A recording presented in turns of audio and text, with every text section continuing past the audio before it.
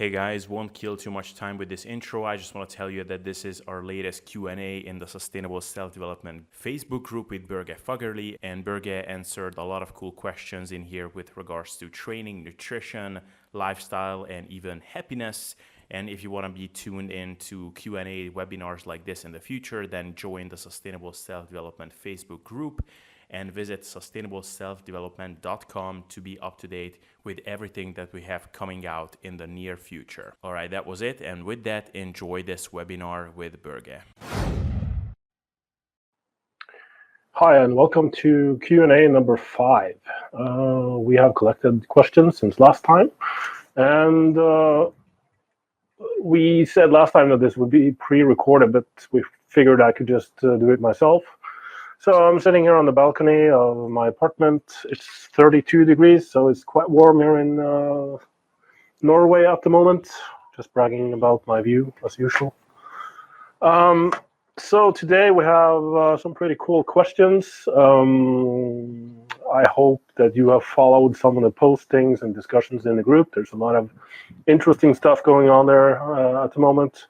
We have some discussions around the effective reps model, and there's like more and more discussions around this. Not only did Carl Junot mention it during his podcast a few weeks ago, or is it months ago now? And then Chris Beardsley started talking about it. He just called it stimulating reps. And now we have James Krieger, a good friend of mine, and also just a great guy overall, one of the smartest guys I know. And he's written quite an extensive review on, well, the whole concept, basically. And I think it's just a good model to sort of explain how some training methods work better than others, and how we can sort of calibrate the training stress. But let's not get too far into OCD land here and sort of get stuck discussing the 1 rep or 2 reps from failure and it's the curve is going to be like it's a dose response curve that's basically flat at a certain point in time. So it's not going to matter a whole lot. It's like getting into these profound discussions on whether you should spend 45 minutes or 55 minutes in the sun to get the optimal suntan. It's the same thing. Stimulus adaptation. We need to look at this as a moving target. So again, don't get too stuck on the numbers. We also had a couple of cool discussions around sort of the optimal way of eating for humans, and I also gave my perspective on it, that sort of an animal-based or animal-sourced food as a foundation that we can sort of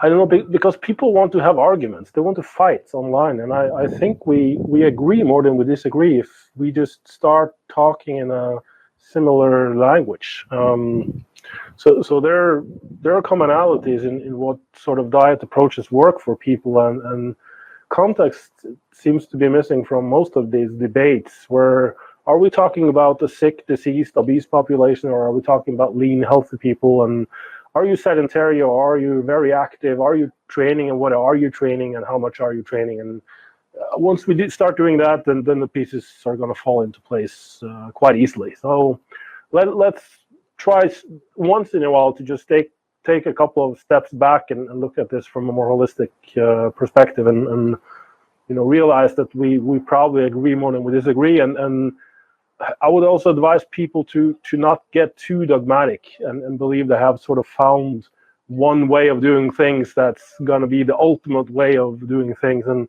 again, we're going to present a training program in like a couple of weeks' time, and this is never going to be a perfect model. There are no such thing as a perfect program, but I believe, based on my experience and my understanding of the whole stress adaptation process and how to grow a muscle, and of course experience-based as well, that this is currently one of the more effective models I've ever tried, both of myself and some of my clients.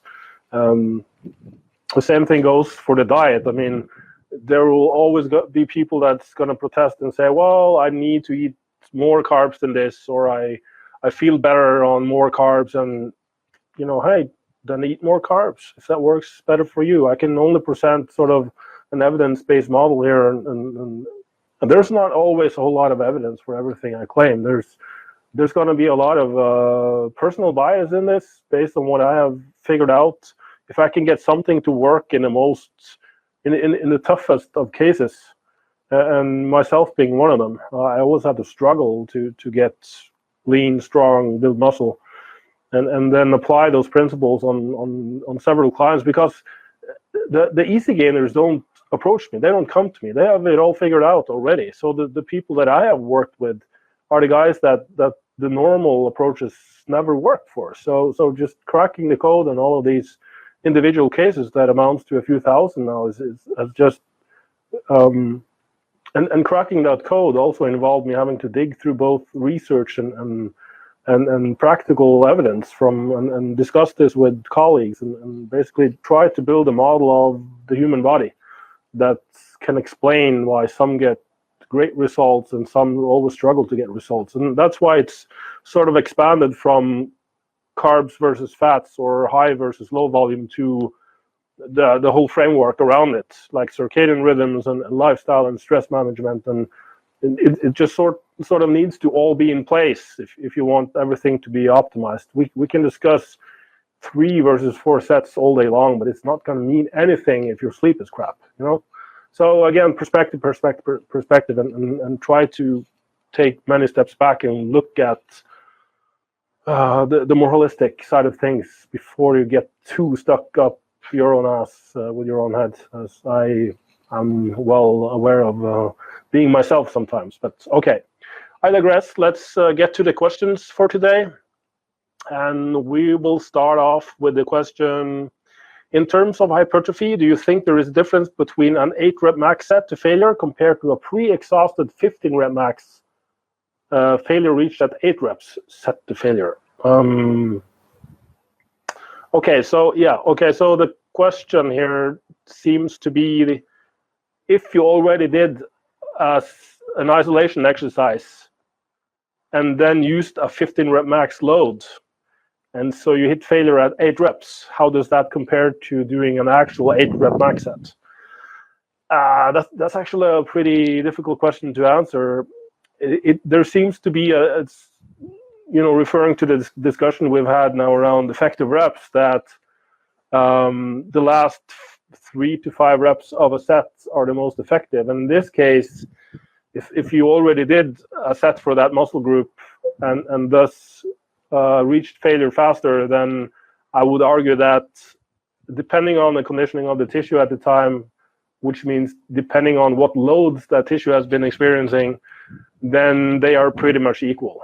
But there will be a slight advantage to the pre-exhausted version, simply because you had more volume to get there. And again, this is why occlusion seems to work so well. It's because the hypoxia created, like the lack of oxygen supply or blood supply to the muscle, leads to reaching failure faster with a given load.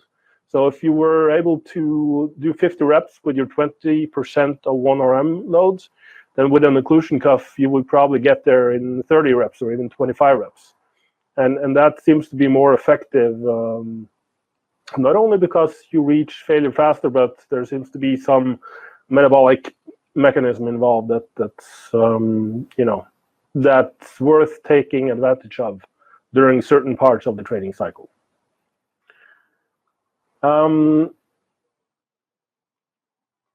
Okay, so the concept of shooting for certain strength goals. Like some will say, once you are squatting 200 kilos for 5 reps, you're not going to have small quads. And, once you reach this or that strength goal, that's like a proxy or marker for having a certain muscle size or whatever. I think the podcast with Jeremy Lonica went into that. And even though a lot of people don't agree with Jeremy, I think we have enough evidence to show that strength and hypertrophy aren't like correlated perfectly. So you can get stronger just doing singles, like really low volume, and best evidence of that are weightlifters and powerlifters. Some of them are just crazy strong in the lighter weight classes, and they're, some of them are outlifting their the heavy weight classes. So just relative strength does not equal, muscle mass, contractile tissue. And we also know that some of the low load training methods like occlusion training is able to create quite substantial hypertrophy without really increasing strength all that much. So no, I don't think a certain strength goal should be sort of a proxy for much of anything other than being able to lift that load. And I know that sounds maybe self-explanatory, but as for strength standards, you can go to exrx.net and go to weightlifting performance standards. There you can sort of you can categorize your strength level on the bench press, the deadlift, the overhead press, power clean, power snatch, and squat according to your weight class, and just see, compare it to the last 50 years. It's actually almost 70 years of data on weightlifters and powerlifters, and see where you're at personally. But I mean, there's always going to be guys that are just really strong, but not really that big, no matter how they train. And some guys are just, bigger, but not as strong. I'm one of those. I have muscle mass that should allow me to lift a lot of weights in many exercises, but due to injuries, due to probably being scared of heavy weights, due to my connective tissue not being the greatest, it has improved these last few years, but it used to be really crap for a while. And there are just many mechanisms involved, reflexive mechanisms, neural mechanisms, and self-protective mechanisms involved in the display of strength. So the size of a muscle, even in the same person or even in identical twins, does not correlate well with the strength of that muscle or the strength of that lift. And I also think proxies like squat, bench, deadlift are really poor, since biomechanics of people are so different. I mean, look at Martin Burkhan. He's got an amazing deadlift for his body weight. I mean, he's deadlifting way over 3 times his own body weight, and he's got the world record in the seal row. But he's got like quite long legs and not the best levers for benching either, since he's got such long arms. So his bench is like barely intermediate level, and so some people are just going to be really strong in some exercises. And me, for instance, my bench press always sucked. Back many years ago, I think I was like 24 or something. I managed to do a 200 kilo bench press, but that was like not the strictest of bench presses ever done. And nowadays I might be good for like 130 kilos, maybe 135 if I were to do a 1RM. That's a long time ago. But I can chin up, own body weight plus 60, 70 kilos without problems. And there are guys that out bench me at 70 kilos of body weight, and they can barely do their own body weight in chin-ups. So, I mean, I think these types of strength standards or goals are fine, but not some sort of ultimate template or something to strive for, because we each have our own strengths and weaknesses and biomechanics. And I don't even think most people should be doing deadlift and squats really heavy unless you have the biomechanics for it. So there have been plenty of injuries from the compound lifts. Now, again, I'm not saying that you shouldn't do it as a general rule, but I've just seen so many injuries with these type of exercises that I think that all exercises have their pros and cons, and you could argue for some exercises over the standard compound lifts that people compete in, but then again, you're going to have some bro at the gym or on the internet call you out on it. So, we all make our own decisions, I guess. But I do believe that you can get big and strong without the compound lifts, and I do believe you can get big without certain strength standards, and I believe you can get really strong without necessarily looking very muscular. I have people at my own gym that prove this point perfectly. There's this really sort of stringy looking guy, and he can outlift me in most exercises, but he doesn't even look like he lifts. So I guess, what do you prefer? I'm not really strong, but I I do look like I lift, so I prefer that over striving for some strength goal that just tended to get me hurt over and over again. Okay, next question. Starting strength runs 9 hard sets of squats a week around your recommended volume. My question is, why do people stall on their squats then, and then eventually told to eat ginormous surplus and end up fat? Are they not deloading enough to resensitize? If they kept a moderate surplus, would their legs get jacked?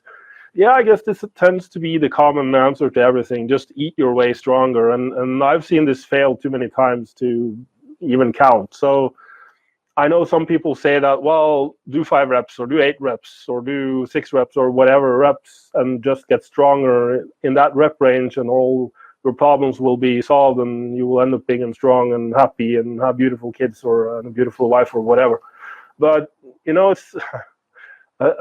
I'm just not a big fan of those reductionistic perspectives on anything because this field is way too complex. I mean, I don't mean to overly complicate it either, because some people tend to complicate it too much. But again, don't let the pendulum swing all the way over to the other side and just say, hey, just do 5 reps or 5 sets of 5 reps, eat, and eventually you will end up strong. I believe there are many variables we can manipulate and progression models we can employ.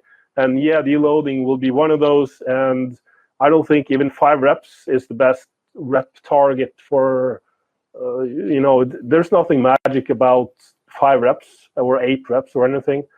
I believe you should actually try out different rep ranges and progress through those rep ranges and see what you sort of maybe feel best on and progress faster on. And there will be people that have much better progress doing 12 to 15 reps than doing 5 to 8 reps and vice versa. So there's no magic rep range. You always, again, need to consider the conditioning of the tissue, what loads it's been exposed to, what volumes it's been exposed to, and maybe sometimes reset that sensitivity, start low, gradually build up, have a certain sweet spot of volume and frequency, monitor and adjust. I mean, we're trying to hit a moving target here. It's not, you can't break it down into a perfect combination of sets and reps and just sort of sell it as the ultimate program. We need to be guided by a certain set of principles on how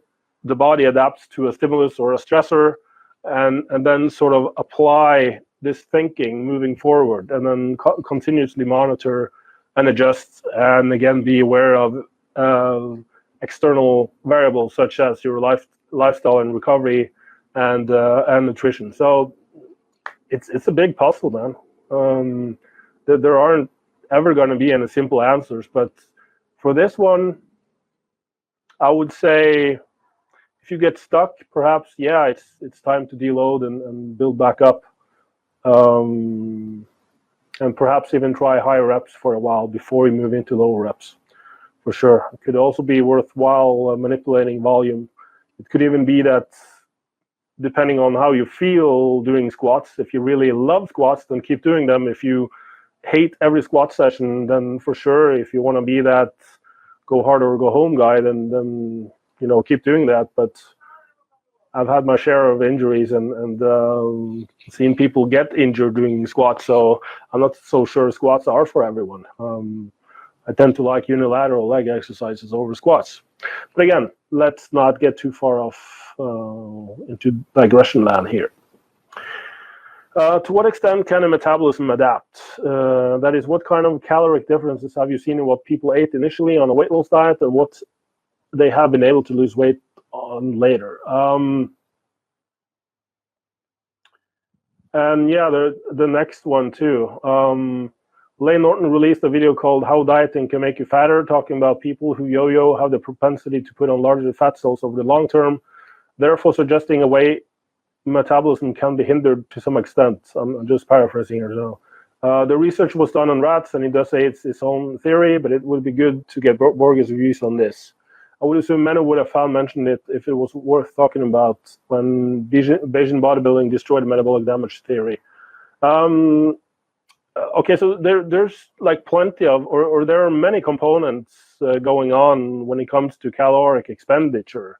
There's the basal metabolism, like lying flat in your bed all day, and that tends to be pretty stable. There's not like a major variation, and during dieting it will drop, both due to the adaptation to that weight loss, but also due to simply weighing less. So you have less body mass. But there are also going to be adaptations to spontaneous calorie expenditure, so how much you move around. Some people just get very lazy once they start dieting, and how much stress you impose on yourself during the dieting process. So some people will go from just training 3 days per week, then going to 6 days per week and doing cardio every day and applying a calorie deficit at the same time, just generating a massive stress on their body. And so that's going to generate a completely different adaptation than if you did it the smart way. And there's the thermic effect of feeding that's different between carbs, fats, and proteins. Which is why some tend to advocate eating more protein, because it's both satiating and burns more calories being digested and metabolized. I tend to think there's more involved in that. You should also look at how it affects nutrient partitioning and letting protein take the place of fats and carbs also have consequences. Different discussion again. And there's obviously also the sort of adaptation for temperature and extraneous factors, but there are so many both conscious and unconscious adaptations going on when people start dieting that again, self-reported calorie intake tends to be quite a lot lower than the actual calorie intake. You sort of selectively forget that because you're so hungry, you suddenly have a larger scoop of peanut butter than you used to have, or you sort of forget that extra protein drink or apple you had, or whatever. It just there tends to always be an explanation for the dieting failures of people.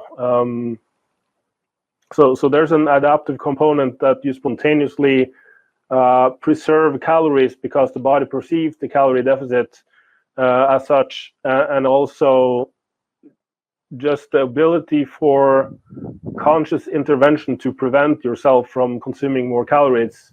It's going to be harder and harder the deeper into a diet you get. So, but to give a practical example, I have had plenty of girls dieting on 1,200 to 1,500 calories and just getting stuck forever, feeling cold, having all the symptoms of being hypothyroid. And after some, let's call it metabolic recovery, which basically just entails none of that reverse dieting crap, but just going straight to maintenance calories and accepting the rapid weight gain that's going to happen at that point, simply because the body wants to compensate, and it's going to be some massive water retention at first.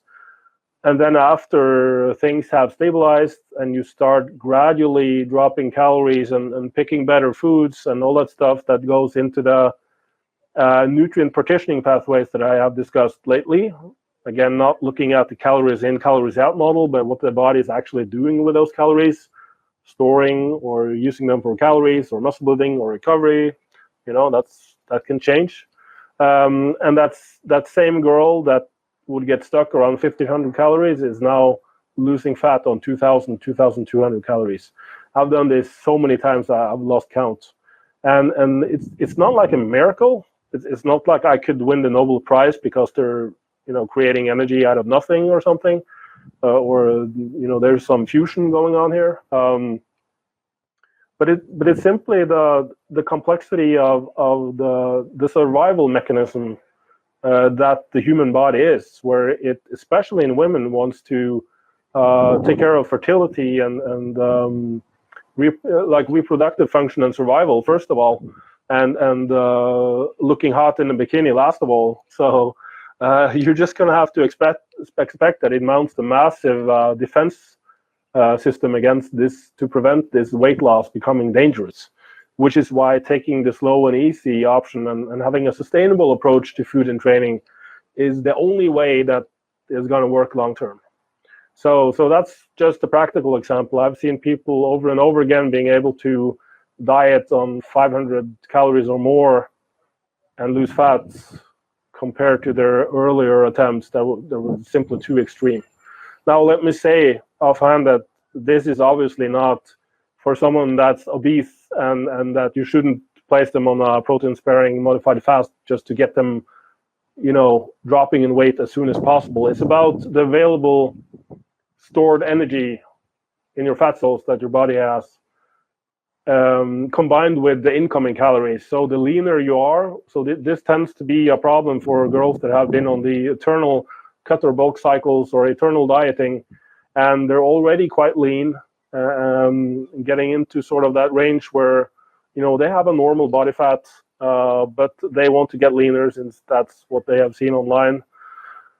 And they're simply just dieting so hard that the available energy, again, the combination of stored body fat and incoming energy, calories, carbs, and fats, is too low, and the body is sensing this as dangerous and mounting a huge cortisol response and just basically shutting off the metabolism, not shutting off, but you know what I mean.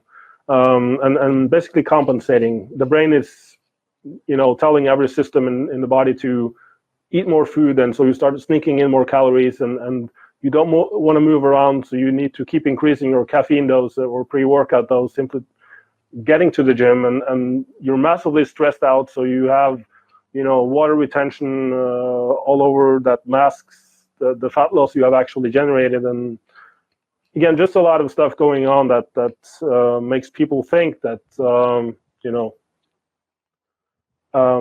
or just a lot of stuff going on to protect the body from fat loss. So extreme approaches will lead to short-term impressive results, but they're not going to be sustainable. What fat intake Borge uses to prescribe for optimal hormonal output and maximize hypertrophy? Meno normally speaks about 40% of resting energy expenditure. Is this number legit? Well, yeah, sure.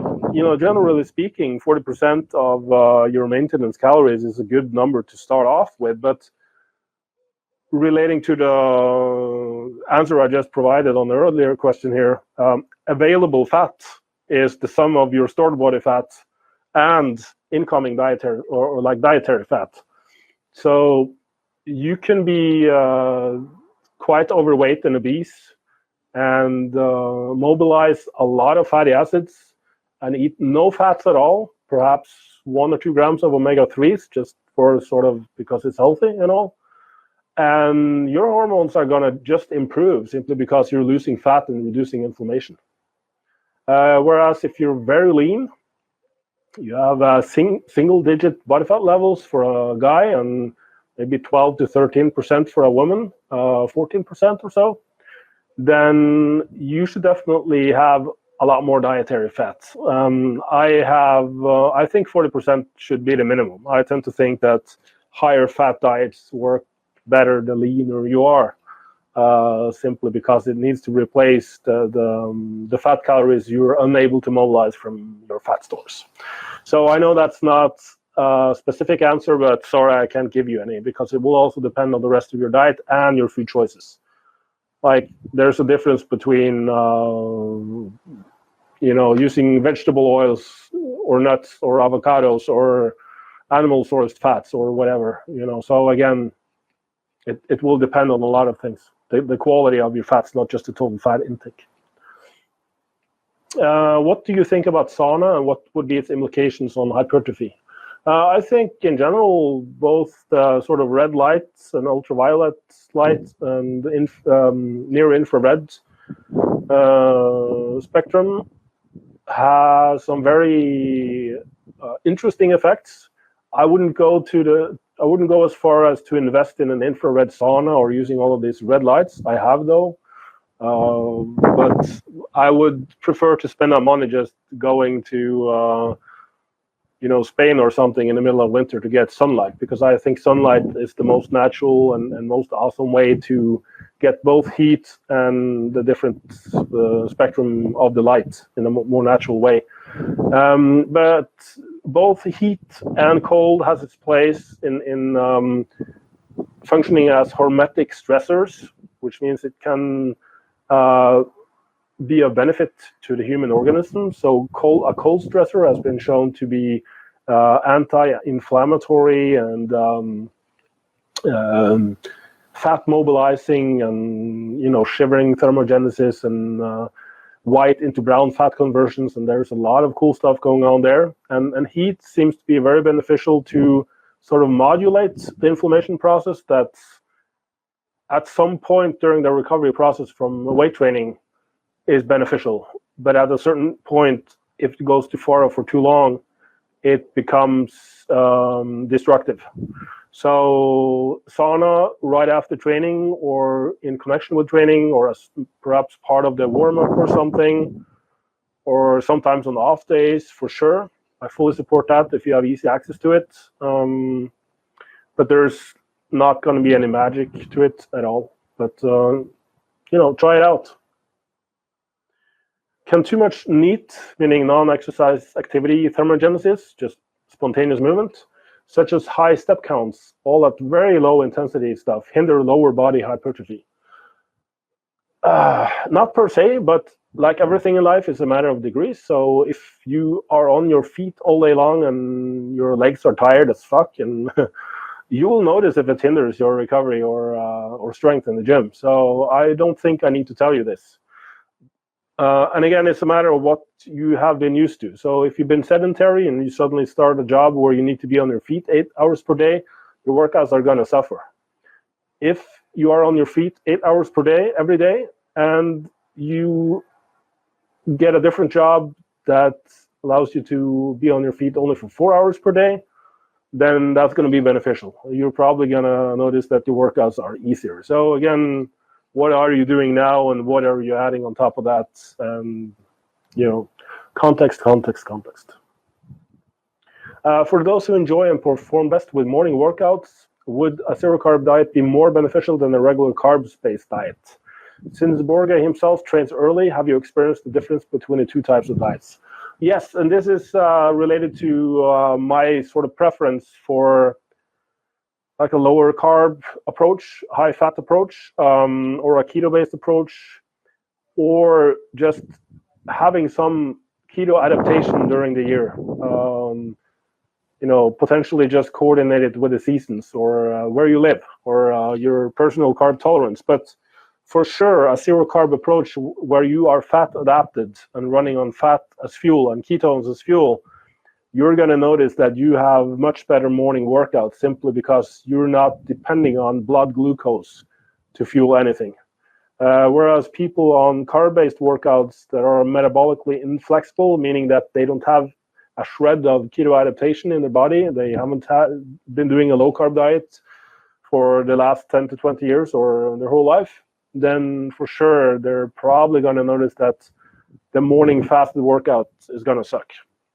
Having said that, I'm not necessarily a big fan of fasted workouts. I do think there are benefits of having some nutrients in the bloodstream as you finish up your workout, simply because the whole digestive process is going to take at least 30 to 60 minutes before any amino acids are available. And the more advanced you are, the shorter the time frame is for the muscle building process. So I think there are going to be some benefits to having some nutrients. It doesn't have to be a full meal, but at least in my case, I just had like 3 eggs and a teaspoon of honey or something, and then hit the gym and then had a meal afterwards. And the workouts were better than training completely fasted. But again, some people get, depending on what they eat, they do get less energetic when they go to the gym. And so their performance might be better if they train fasted than fed. And so it's going to be a decision you're going to have to make yourself. If there aren't any potential downsides muscle building wise, but you notice you have better workouts, so you can create a better anabolic stimulus, perhaps that's worthwhile. So this one is just going to be preference and try both approaches. most people get sleepy after eating simply because they eat too much. So try having just a very light or small meal. In my case, 3 eggs. I mean, that's barely 20 grams of protein and 15 grams of fat. So it's not a lot of calories. Could you talk a little bit about happiness and bodybuilding, maybe your own experiences with it? I'm not gonna dig deeper into that, but simply say that I have competed myself in fitness and bodybuilding. I have worked with competitors that thought that winning the nationals or a world championship title would be the ultimate goal in life and they would forever be happy, but we just have no fucking idea what's going to make us happy. We believe we have certain goals and achievements that are going to make us happy, a certain amount of money or sports success or like monetary sport or relationship success. If I only end up with that person, I'm going to be forever happy. If I get top grades on my exams, I'm going to be forever happy. But again, all research and practical evidence shows that this baseline or this happiness is very transitory and just goes back to baseline afterwards. They have, for instance, looked at like comparing someone that loses their legs and someone that wins the lottery. You would expect that the person that wins the lottery would be a lot more happy, and the person that loses their legs and end up in a wheelchair for the rest of their lives will be forever unhappy. But over time, they all end up at the same point. So, and sometimes the person in the wheelchair is actually happier because they appreciate life more. Whereas the person that just won the lottery and spent all their money and realized that, money could allow for experiences or material goods that provided short-term happiness, but happiness is found inside yourself. And also looking a certain way, lifting a certain weight, winning a certain championship, you might be happy at that moment in time, but the next day is when I get a lot of phone calls or emails where people are just very unhappy because winning that competition did not improve their self-image at all. So what they still see in the mirror is someone fat or ugly or not worth being loved for. And so that trophy or medal or whatever just couldn't make up for the missing piece inside of themselves. So a central part of my coaching is teaching people how to maybe not love themselves, because loving yourself is sort of a self-help guru kind of concept, and I don't think we could ever just be walking around completely loving ourselves, but we can start accepting ourselves and who we are and what we are, and that's gonna provide more freedom and be more liberating to simply accept that, hey, this is, regardless of body fat percentage or how much I can bench or how big my biceps are, I still truly accept myself, and my worth as a human being is not reliant on any external validation or what I look like or how big my bank account is or who I spend my time with. And getting to that point is probably never going to happen for some people because they get lost in these things. But others might know it deep inside that that's how they should feel, and so they kind of feel strange in the world because everyone is chasing external goals, and so they have these identity crises all the time. Believe me, I've talked with people from both ends of the spectrum, and people on one side tend to think that the others have it all, and vice versa. So it's that whole "the grass is greener on the other side" mindset that you just need to let it go, man. I mean, winning in bodybuilding, I lost every competition, but I still accept myself and think I'm a pretty good guy. So I don't believe that winning those contests would have made me into something other than I am today, or a better person, or made me more loved. I mean, my girlfriend and my son loves me the way I am, and whether I'm angry or happy or thick or fat or skinny. Well, maybe my girlfriend wouldn't, but no, I'm kidding. But again, I have met overweight and less attractive people that charm me and attract me more just because they are so carefree and happy and authentic and charismatic. And I have met supermodels that just completely turn me off because they were just not very interesting people. There was no charisma, no magnetic attraction at all. So looks is just another thing in the world. It's not the end-all be-all. Okay, so that was the highlight of the philosophical part of this Q&A.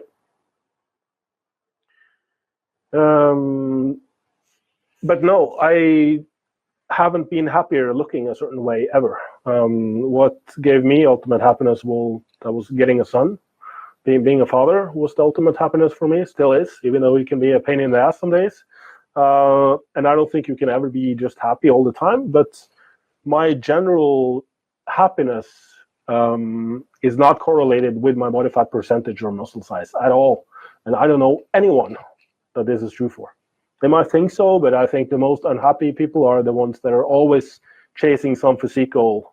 And the leaner and more muscular you are, at some point it just messes with your head, man, and you just lose touch with reality.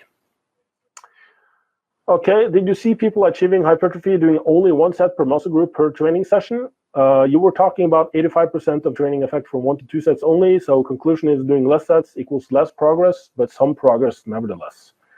And it is still better than no progress due to under recovery. Okay,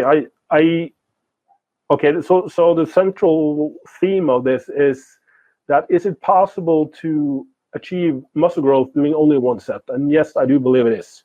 That one set is probably not going to create massive hypertrophy unless you also do frequency. So the weekly volume, like doing a certain amount of volume within a certain time span seems to be the key. And obviously we're still debating whether doing higher volumes twice per week or once per week or doing like one set every day and you know, the full spectrum there. But I just think that by itself, that one set, if it's done to failure, can absolutely create some robust hypertrophy in unconditioned tissue. But if you are moving from doing 10 sets at heavy loads, doing one set of a 20 RM, that's probably not going to create a lot of hypertrophy. It's at best going to just maintain what you already have. So again, context, you need to look at what that muscle tissue has been exposed to for the last few weeks, and applying one set to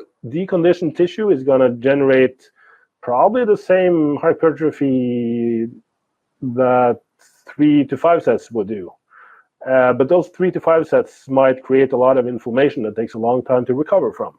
As you get more conditioned and the tissue mounts an adaptive response, which involves both growing larger, but also making the connective tissue and the contractile tissue and everything around it, like basically creating a response that will protect that muscle from further damage. That threshold will keep moving up. So at that point, you're going to have to choose, add volume, add load. You can do both. I tend to think that just adding volume indiscriminately tends to run into problems sooner rather than later, for all reasons we have discussed before, which is why I tend to think that sort of gradually working up to a sweet spot, not the maximum recoverable, but something in between the minimum and maximum. And I believe that point is way lower than most evidence-based people in the industry recommend.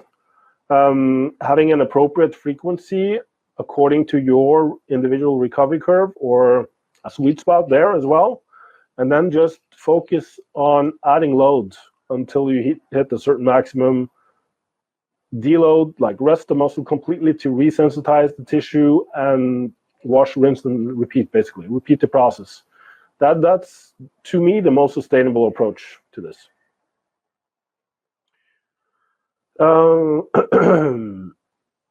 Maybe we can address the question that while research shows earlier feeding during the day being beneficial, some people do report sleeping better with a fuller stomach and having trouble sleeping if they eat too far from bedtime due to getting hungry. What would be the advice for such individuals? I did address this question in a discussion in the Facebook group. So the short answer is that this tends to indicate some sort of like circadian mismatch or desynchronization. If you have adapted to this way of eating, then you're gonna have to keep doing it, because just switching from one to the other, if you suddenly tried early time-restricted feeding and ate dinner at 6, then you're probably going to struggle for at least 3 to 5 days. So adapting is a core concept. So very often when people say that they struggle doing this or that, it's because they tried it once, or maybe 2 or 3 days. They didn't give the body a chance to adapt, because the entrainment of hunger and satiety, or hunger more specifically, is that takes a few days. And obviously there's a satiety component here, that if you tend to save up calories for the evening, then you're going to be starving, which is why the studies tend to differ so much in their interpretation of eating breakfast versus skipping breakfast, and whether that leads to eating more food in total for the day or vice versa. I have seen both of these, and I think it again is going to depend on what demographic we're looking at. So for obese people, a lot of obese people, due to being insulin resistant and due to snacking all day and eating high calorie density foods, simply aren't hungry in the morning, because the body is mobilizing a lot of fatty acids. But since they are insulin resistant and all the hunger signaling and everything, it just isn't functioning as well as it should, they might skip breakfast and then they sort of make up for it later. But it's not the eating pattern causing the obesity. So once you start adding breakfast to these people, they tend to start to reset the circadian rhythm, because it's been shown that most obese people have a desynchronized circadian rhythm due to eating so late. So once you start introducing breakfast and having them reduce their food consumption later in the day, when they adapt to this, they spontaneously reduce their calorie intake. Whereas some people that are healthy, lean, expending a lot of calories, doing everything correctly, eating good food, they can skip breakfast, stay healthy, stay lean, they can eat late. It's not going to have a major effect other than probably skewing their sleep rhythm later. And my answer to the person in the group that asked this question was that I have heard people tell me this many times, and that initially, because I started doing experimentation on this 2 years ago when I was working on a book on circadian rhythm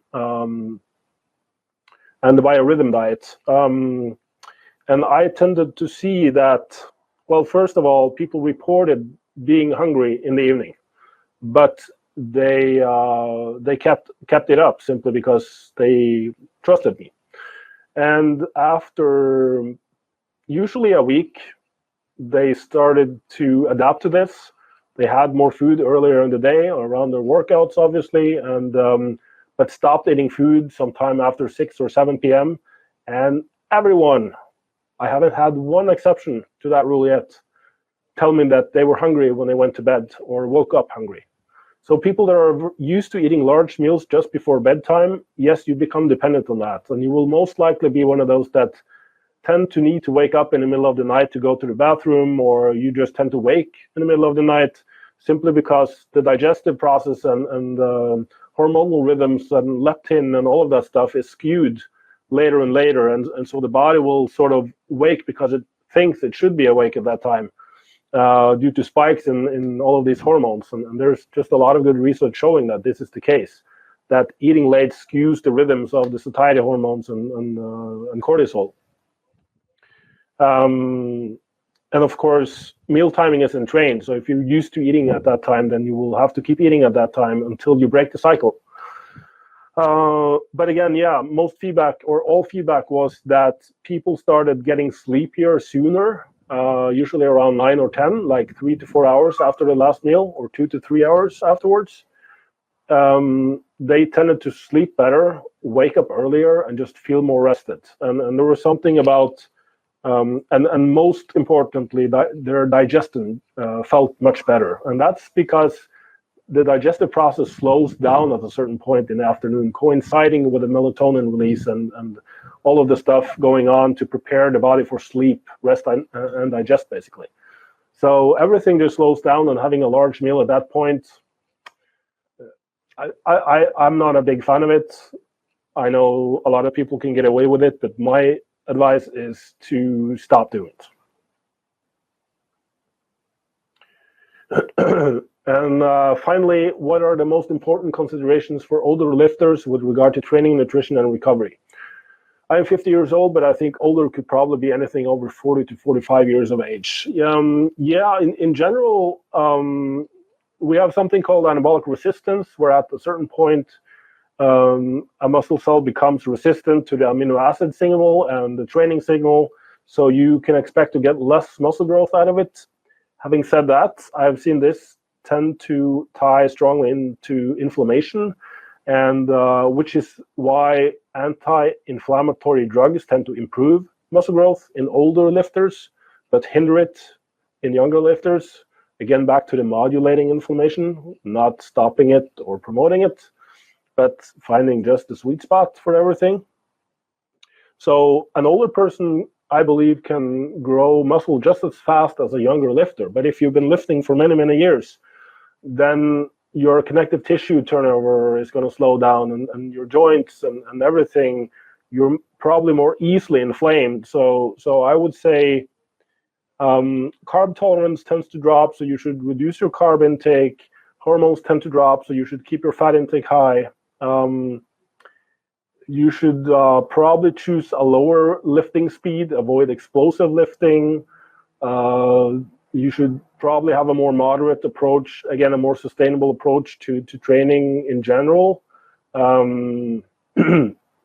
If it takes longer for inflammation to subside after a given workout, then reduce your frequency or volume. And again, be more conscious of lifting techniques and what exercises you choose. But other than that, I've had clients that were 60 and 70 years old, and they made great gains. I even helped an older woman that was 60 years old to win. She placed second in her debut fitness competition, having never competed before. So, I think age is just a number, and no matter what age you are, just sort of you're older and wiser probably. So just be more aware of how you